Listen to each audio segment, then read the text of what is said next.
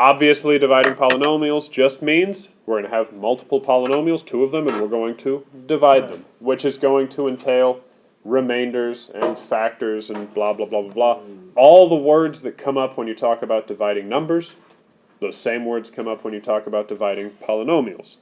We are actually going to do this same example once with long division and once with synthetic division, synthetic being the quicker method, but long division is the only one that's going to work all of the time. So to set this up, just like long division with numbers, you want to do x plus 1 into 5x squared plus 2x plus 3.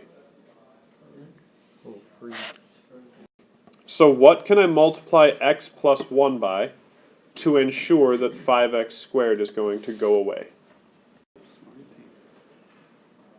So it's going to be 5x. I multiply this through here, so I get 5x squared plus 5x. With long division, again, just like with numbers, you're always subtracting here. So we end up with negative 3x in our next step. Again, just like with long division with numbers, after you do all of that, you drop that next term down. So we do minus 3 up here. We multiply the negative 3, just the negative 3, through x plus 1. We get negative 3x minus 3. We are always subtracting, so we end up with 6. Again, just like with division with numbers, when you run out of space here, whatever is left, that is your remainder.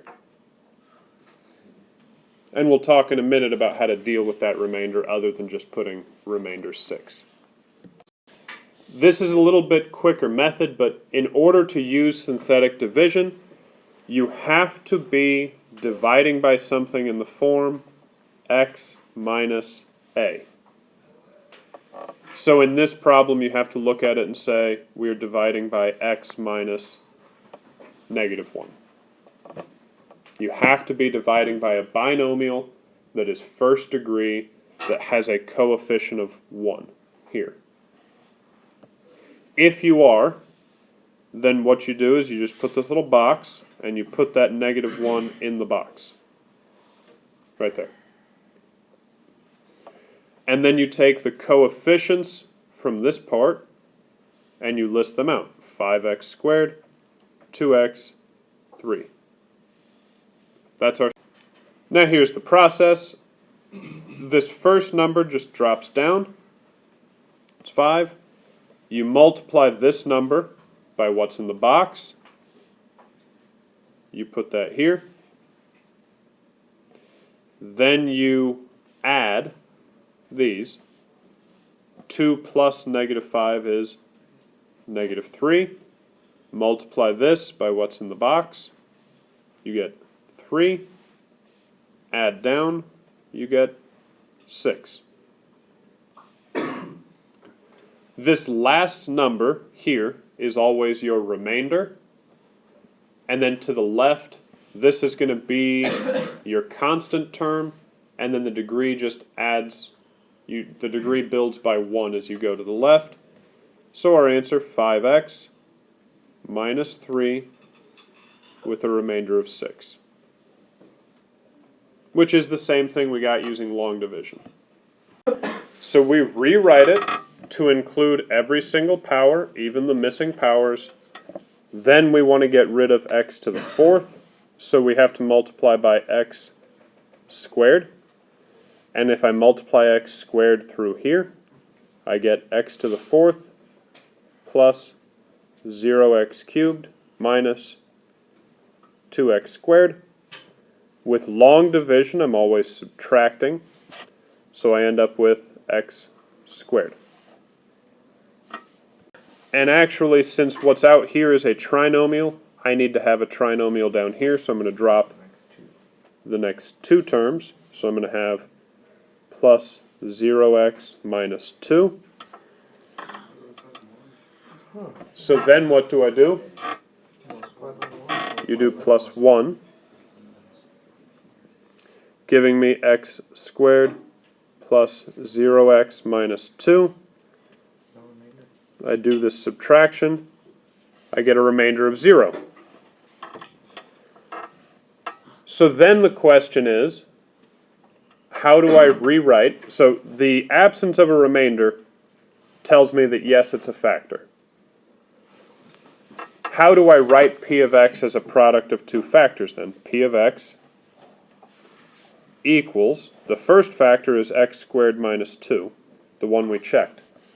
What's the other factor? X squared plus 1. From right here.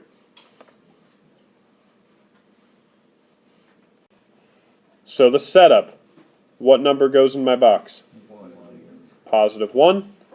Then I list to the right 4, negative 3, 2, negative 3. Bring the 4 down.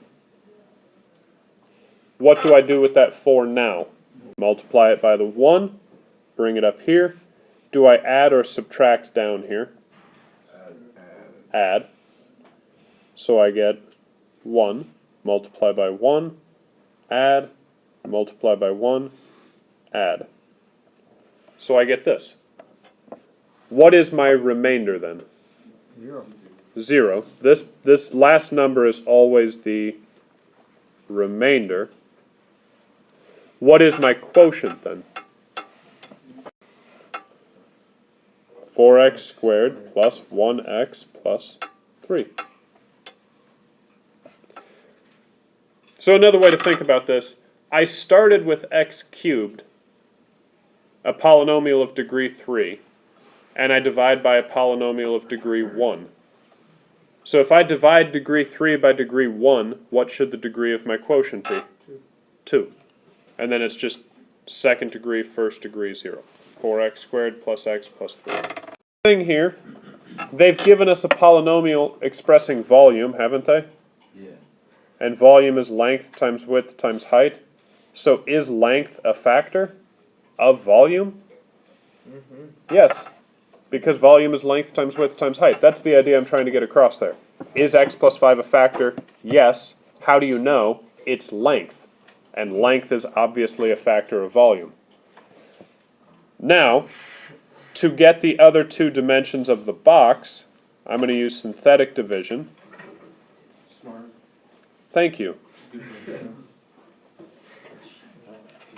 So I get 1, negative 5, 4, negative 20, 3, negative 15, 0.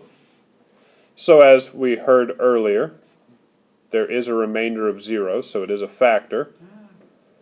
The reason I wanted to ask that at first is so that you guys say, okay, yes, x plus 5 should be a factor because it's length, and that polynomial is for volume. So if you did this first division and did not get a remainder of 0, you should know something's not right. It should be a factor. So I have x squared plus 4x plus 3. So my length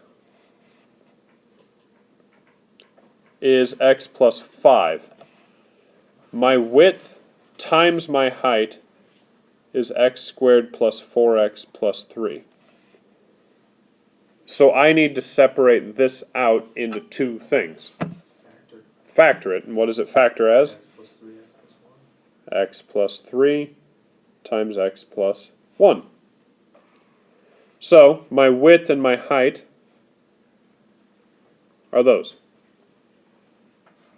Don't know which one is which, but in the problem they don't ask us to specify what is the width, what is the height. They just say, what are the other two dimensions? The other two dimensions are x plus 3 inches and x plus 1 inches.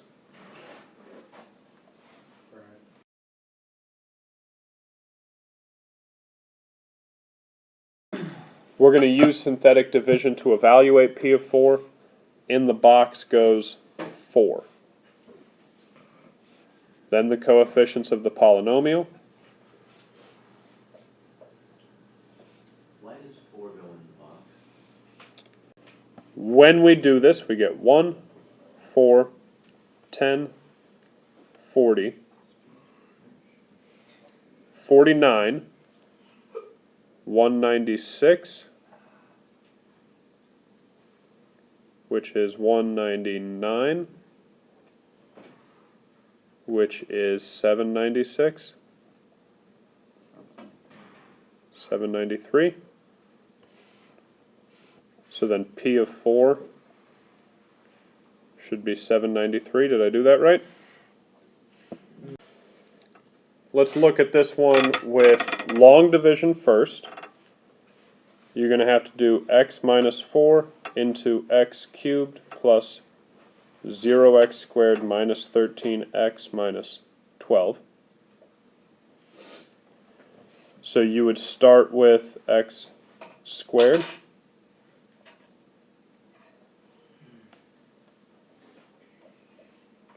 So you would get this. So then we drop down the minus 13x. We need to multiply by plus 4x. So we get 4x squared minus 16x. Subtract these, we get 3x. Bring down the minus 12. We multiply by 4, or by 3.